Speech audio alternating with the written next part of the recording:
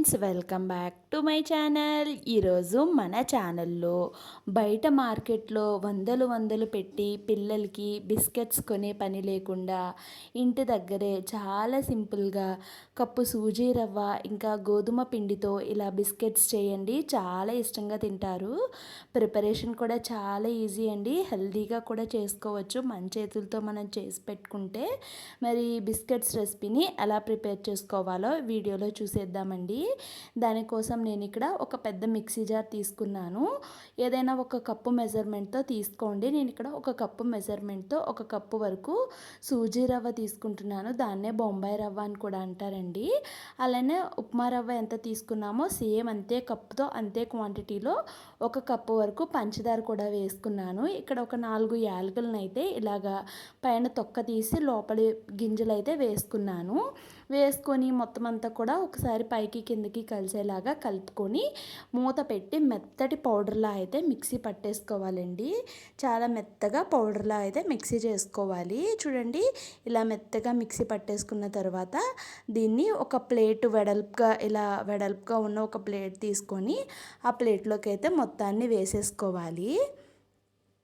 మొత్తాన్ని వేసేసుకున్న తర్వాత మనం ఏ కప్పుతో అయితే సూజీ రవ్వ తీసుకున్నామో సేమ్ అదే కప్తో హాఫ్ కప్ వరకు కరిగించిన నెయ్యి కానీ లేదంటే రిఫైండ్ ఆయిల్ ఉంటుంది కదండి, ఫ్లేవర్స్ లేని రిఫైండ్ ఆయిల్ వేసుకోవాలి. తర్వాత దీంట్లోకి ఒక 3 టేబుల్ స్పూన్ల వరకు డ్రై కోకోనట్ పౌడర్ అండి.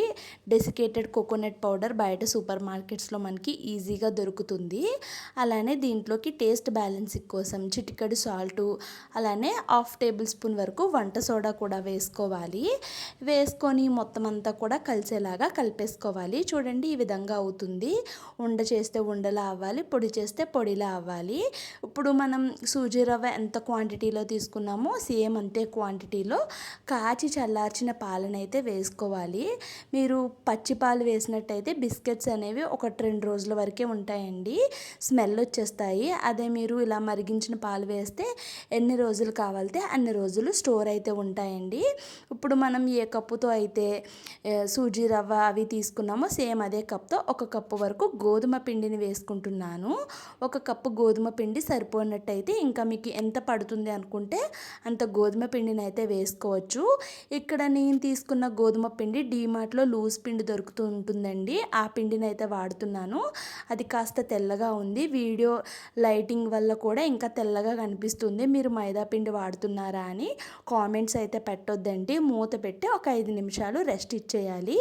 5 నిమిషాల తర్వాత సూజీ రవ్వ ఇంకా గోధుమ పిండి బాగా నానుతుందండి. నాని చూడండి కొంచెం ఫోర్మెంట్ అయినట్టుగా అయ్యింది. మనం దీంట్లో వంట సోడా వేసాం కాబట్టి ఇప్పుడు ఏదైనా ఒక స్పూను లేదంటే చిన్నది ఏదైనా తీసుకొని మీరు మెజర్ చేసుకోండి. అలా అయితే మొత్తం అన్నీ కూడా ఒకే షేప్లో వస్తాయి. చేతికి కాస్త నెయ్యి కానీ నూనెని కానీ అప్లై చేసుకొని మీరు తీసుకున్న దాన్ని రౌండ్గా బాల్లో చేసుకొని జస్ట్ అలా ఫ్లాట్గా ప్రెస్ చేస్తే సరిపోతుందండి. ఎక్కడ కూడా క్రాక్స్ లేకుండా నీట్గా వచ్చేస్తుంది. ఇప్పుడు దీన్ని ఒక ప్లేట్లోకి అయితే పెట్టేసుకోవాలి. ఇక్కడ ఇదే ప్రాసెస్లో మొత్తం అన్నిటిని కూడా ప్రిపేర్ చేసుకుంటున్నానండి. మీరు కావాలి ఇంకా పెద్దగా అనుకుంటే ఇంకొంచెం పెద్ద సైజులో కూడా తీసుకోవచ్చు. చాలా ఈజీగా ప్రిపేర్ చేసుకోవచ్చు, ఎక్కువ టైం కూడా పట్టదండి. ఇక్కడ అదే ప్రాసెస్లో మొత్తం అన్నిటినీ కూడా నేను ప్రిపేర్ చేసేసుకున్నాను. ఇప్పుడు స్టవ్ వెలిగించి డీప్ ఫ్రై కోసం ఆయిల్ పెడుతున్నాను. ఎప్పుడు కూడా బిస్కెట్స్ చేసేటప్పుడు ఫ్రెష్ ఆయిలే వేసుకోవాలండి. ఆల్రెడీ డీప్ ఫ్రై చేసిన ఆయిల్ అయితే వేయకూడదు. అలా వేసినట్టయితే బిస్కెట్స్ సరిగ్గా రావండి. ఈ టిప్ని అయితే గుర్తుపెట్టుకోండి. ఆయిల్ అనేది జస్ట్ మీడియం హీట్లో ఉండాలి, బాగా హీట్ అనేది ఉండకూడదు. మీడియం హీట్లో ఉన్నప్పుడు మనం ముందుగా ప్రిపేర్ చేసుకున్న బిస్కెట్స్ని ఎన్నైతే పడతాయో అన్నిటిని వేసుకోండి.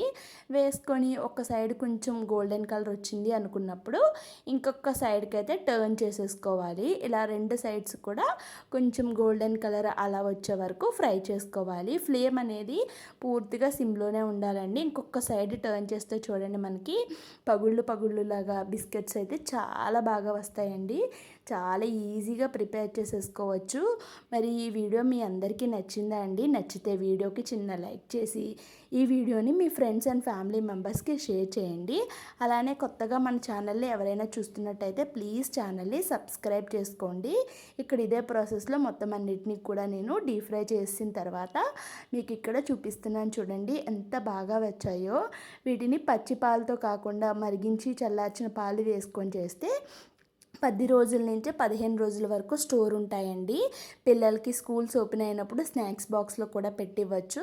మరి ఈ రెసిపీ మీకు ఎలా అనిపించిందో ఖచ్చితంగా కామెంట్ సెక్షన్లో కామెంట్ చేయండి. వీడియో నచ్చితే లైక్ చేసి ఛానల్ని సబ్స్క్రైబ్